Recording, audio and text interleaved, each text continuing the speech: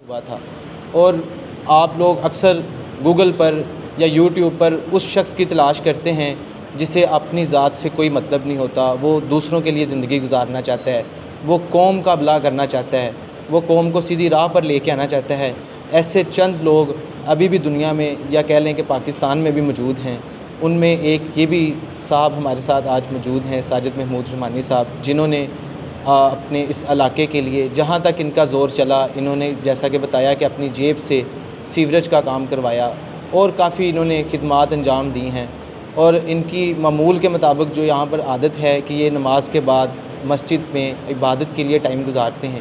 ہم نے ان سے آج تھوڑی سی ریکویسٹ کی تھی کہ آپ جب عبادت سے فارغ ہو جائیں تو بلا وسلم کا جو بنایا ہوا قانون ہے وہ کسی بھی ایسی چیز کی اجازت نہیں دیتا کہ جس سے کسی دوسرے کے حقوق مجروح ہوں۔ انشاءاللہ ہمارا بیانیہ کل بھی وہی تھا، آج بھی یہ بیانیہ ہمارا وہی ہے، اور انشاءاللہ آخری دم تک ہمارا بیانیہ ایک ہی رہے گا، اور وہ ہے نظام مصطفیٰ صلی اللہ علیہ وسلم۔ اور نظام مصطفیٰ صلی اللہ علیہ وسلم کے اندر ہی تمام مسائل کا حل ہے۔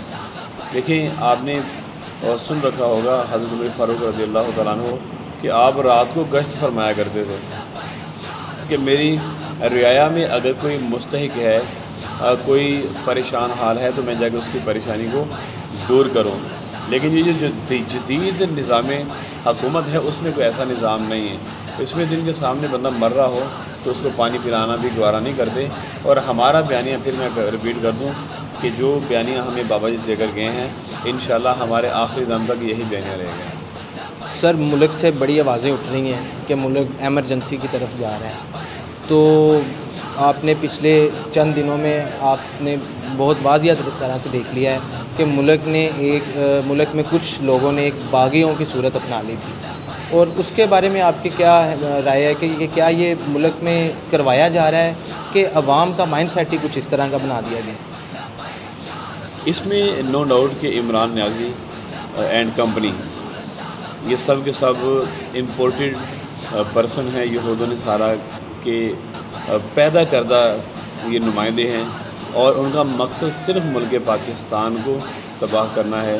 ملک پاکستان میں سیاسی عدم استحکام پیدا کرنا ان کا مقصد ہے۔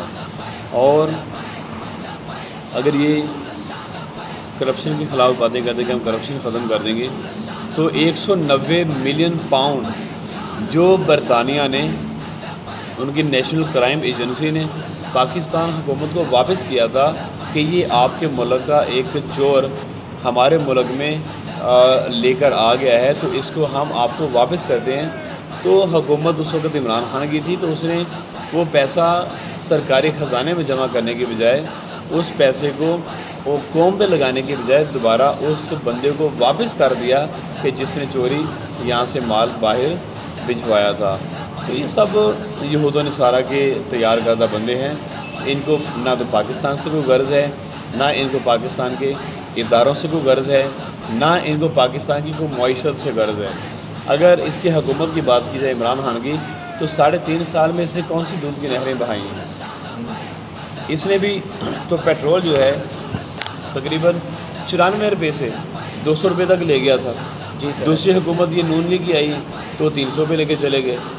اس طرح کے معاملات ہیں کہ یہ کوئی ان کو کسی سے غرض نہیں ہے، نہ ملک سے غرض ہے، نہ قوم سے غرض ہے، نہ اپنے ملکی اداروں سے غرض ہے۔ ان کو غرض ہے تو اپنے بینک بیلنس سے غرض ہے گئے ہیں کہ میں اس دن کا بھی انتظار کروں گا کہ جس دن تم ملک پاکستان میں نظام مصطفیٰ صلی اللہ علیہ وسلم کو نافذ کرو گے۔ ٹارگٹ بابا جی ہمیں دے گئے ہیں۔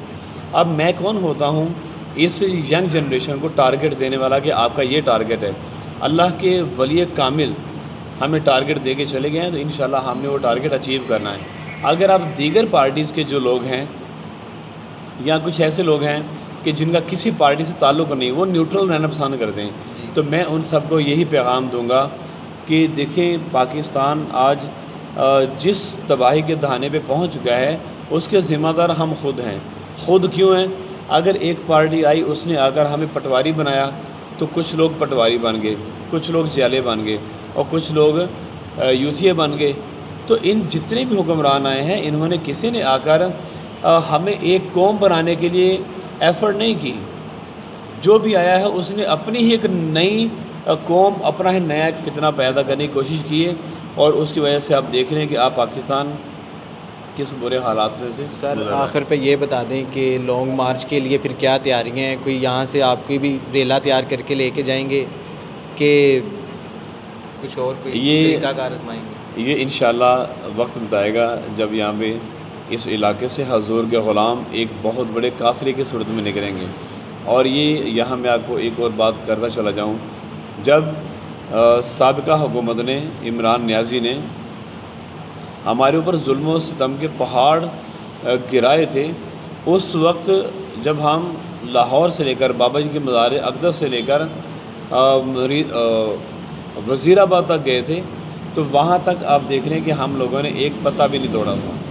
ہمارے بندے شہید ہوتے رہے، ہمیں سیدھی گولیاں ماری جاتی رہیں، ہمارے اوپر تیزاب گرایا گیا، ہمیں لاٹھی چارج بھی کیا گیا، آنسو گیس کی شیلنگ کی گئی، ہر چیز کی گئی، اور ہمارے ہزاروں لوگوں کو اس دوران تقریباً 40,000 لوگوں کو گرفتار کر کے جیلوں میں ڈالا گیا. لیکن ہم نے الحمدللہ اس ملک کا نقصان نہیں کیا. کیوں نہیں کیا؟ کیونکہ یہ ملک ہمارا ہے. جس کا اپنا ملک ہوتا ہے، جس کی اپنی چیز ہوتی ہے، اس کا نقصان نہیں کرتا. میں ایگزامپل دوں، یہ موبائل میرا ہے تو مجھے کیا ضرورت ہے اس کو توڑنے کی؟ اگر کسی کا ہو تو شاید میں توڑ بھی دوں. جب یہ میرا ہے اور میں سمجھتا ہوں میرا ہے تو میں اس کا کبھی نقصان نہیں کروں گا. پاکستان بھی میرا ہے، پاکستان تحریک لبیک پاکستان کا ہے. الحمدللہ جس طرح ہم نے پہلے پرامن طریقے سے ان کے ظلم و ستم ہونے کے باوجود بڑے صبر و تحمل سے لانگ مارچ کیا تھا، انشاءاللہ اس بار بھی لانگ مارچ صبر و تحمل سے کریں گے. ناظرین، آپ نے ساجد محمود رحمانی صاحب جو کہ سابقہ ٹکٹ ہولڈر ہیں TLP کی طرف سے صوبائی اسمبلی کا، ان کی آپ نے باتیں بھی سنی اور ان کا آپ نے بیانیہ بھی دیکھا کہ وہ آج بھی اسی بیانیے پر ڈٹے ہوئے ہیں جس بیانیے پر اس پارٹی کا ایک آغاز ہوا تھا. اور آپ لوگ اکثر گوگل پر یا یوٹیوب پر اس شخص کی تلاش کرتے ہیں جسے اپنی ذات سے کوئی مطلب نہیں ہوتا، وہ دوسروں کے لیے زندگی گزارنا چاہتا ہے، وہ قوم کا بھلا کرنا چاہتا ہے، وہ قوم کو سیدھی راہ پر لے کے آنا چاہتا ہے. ایسے چند لوگ ابھی بھی دنیا میں یا کہہ لیں کہ پاکستان میں بھی موجود ہیں. ان میں ایک یہ بھی صاحب ہمارے ساتھ آج موجود ہیں، ساجد محمود رحمانی صاحب، جنہوں نے اپنے اس علاقے کے لیے جہاں تک ان کا زور چلا، انہوں نے جیسا کہ بتایا کہ اپنی جیب سے سیوریج کا کام کروایا اور کافی انہوں نے خدمات انجام دی ہیں. اور ان کی معمول کے مطابق جو یہاں پر عادت ہے کہ یہ نماز کے بعد مسجد میں عبادت کے لیے ٹائم گزارتے ہیں. ہم نے